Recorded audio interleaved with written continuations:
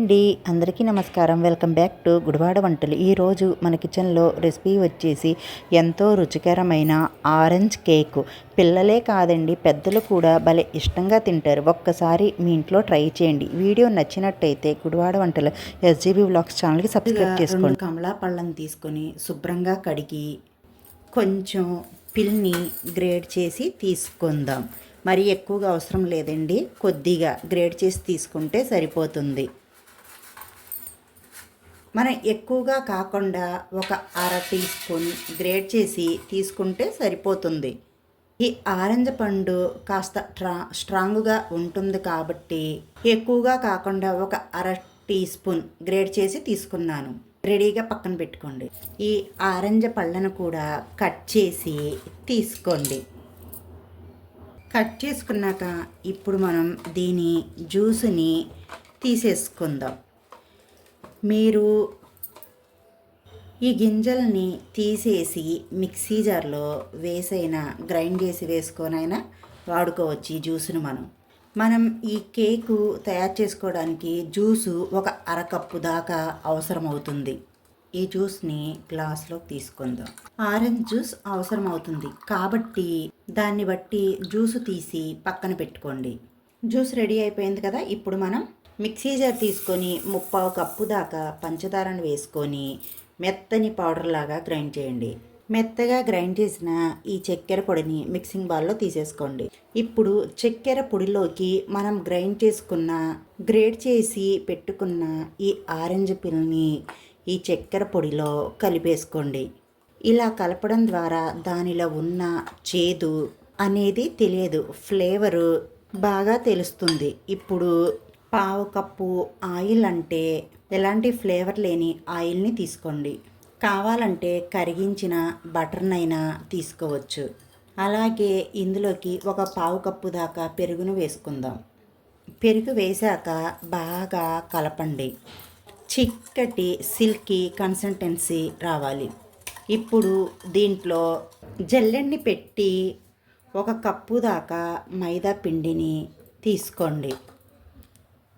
ఇప్పుడు ఇందులోకి tea spoon దాకా వంట సోడా, 1 టీ స్పూన్ దాకా బేకింగ్ పౌడర్. ఇప్పుడు వీటిని జల్లించి తీసుకోండి.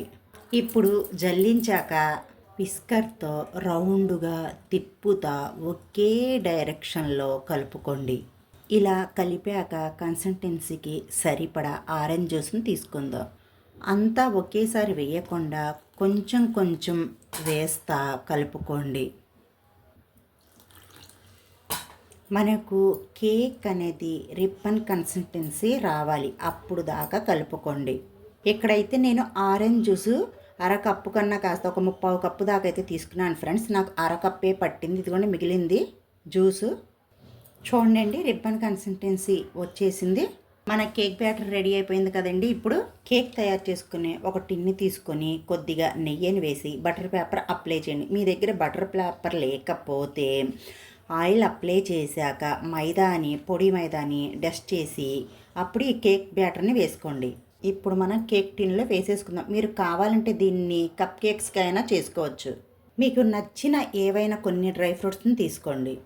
కొన్ని బాదం పప్పులు పీసెస్, జీడిపప్పు పలుకులు, కిస్మిస్ని కాస్త సన్నగా కట్ చేసి వేసుకోండి.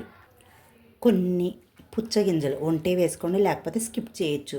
వీటిలో ఏ ఒక్కటి లేకపోయినా పర్వాలేదు. ఒక్కసారి 2-3 సార్లు ట్యాప్ చేయండి.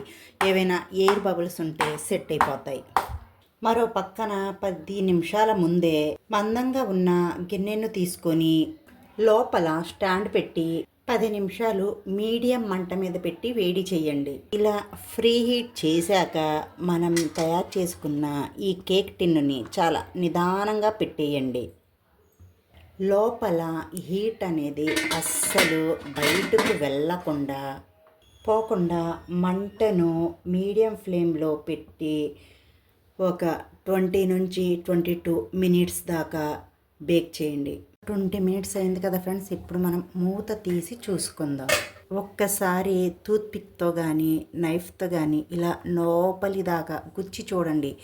ఏమి అంటుకోకుండా ఉంటే మన కేక్ అనేది కరెక్ట్గా పర్ఫెక్ట్గా బేక్ అయిపోయిందని అర్థం. ఒక్కొక్కరి స్టవ్ మంటను బట్టి కూడా ఒక 30 మినిట్స్ దాకా అయితే పట్టుద్ది ఫ్రెండ్స్. మీరు మీ స్టవ్ మంటను బట్టి ఈ కేక్ని ప్రిపేర్ చేసుకోండి. ఇప్పుడు మనం నిదానంగా ఈ కేక్ టిన్నుని తీసేసుకుందాం. ఇప్పుడు ఈ ఆరెంజ్ కేక్ని పూర్తిగా చల్లారనిద్దాం. పూర్తిగా చల్లారాకే డిమోల్డ్ చేసుకుందాం. పూర్తిగా చల్లారిపోయింది కదా ఫ్రెండ్స్. ఈ నైఫ్తో ఇలా రౌండ్గా ఇలా అంచుల్ని కట్ చేయండి.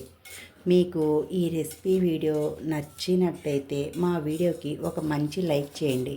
ఇప్పుడు మనం ఈ కేక్ మీద ఈ ప్లేట్ని పెట్టుకొని డిమోల్డ్ చేసుకుందాం. ఇప్పుడు విధంగా ఇలా చేసి ఒక్కసారి ట్యాప్ చేయండి. దానంతట అదే ఊడిపోయి వస్తుంది. ఇప్పుడు నిదానంగా ఈ గిన్నెని తీసేసుకోండి. ఇప్పుడు నిదానంగా ఈ బటర్ పేపర్ని తీసేసుకోండి. ఈ రెసిపీ వీడియో కనుక మీకు నచ్చినట్టయితే మా వీడియోకి ఒక మంచి లైక్ ఇచ్చి మీ ఫ్యామిలీ ఫ్రెండ్స్ షేర్ చేసి మీ ఇంట్లో ట్రై చేసి ఎలా కుదిరిందో నాకు కామెంట్ సెక్షన్లో తెలియజేయండి. ఇలాంటి మంచి మంచి రెసిపీ వీడియోస్ కోసం మా ఛానల్ని సబ్స్క్రైబ్ చేసుకోండి. పక్కనున్న గంట సింబల్ని యాక్టివేట్ చేసుకోండి. Bye friends, thank you for watching.